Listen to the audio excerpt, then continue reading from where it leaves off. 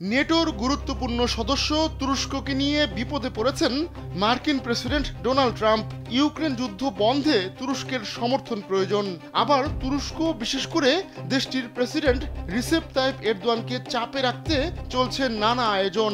মার্কিন আইন প্রণেতারা এরই মধ্যে ন্যাশনাল ডিফেন্স অথরাইজেশন অ্যাক্টে বেশ কিছু সংশোধন এনেছেন।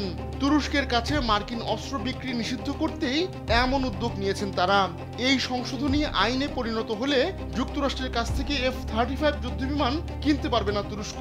গ্রিসের আকাশসীমা লঙ্ঘন, রাশিয়ার S-400 আকাশ প্রতিরক্ষা ব্যবস্থা ও নর্দার্ন সাইপ্রাস দখল করায় তুরস্কের উপর এমনিতেই ক্ষিপ্ত মার্কিন আইন প্রণেতারা।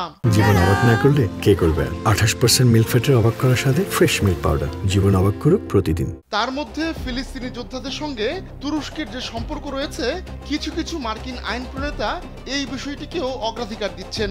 সব মিলিয়ে তুরস্কের হাত পা বাঁধার পুরো বন্দোবস্ত করে ফেলেছেন মার্কিন আইন প্রণেতারা।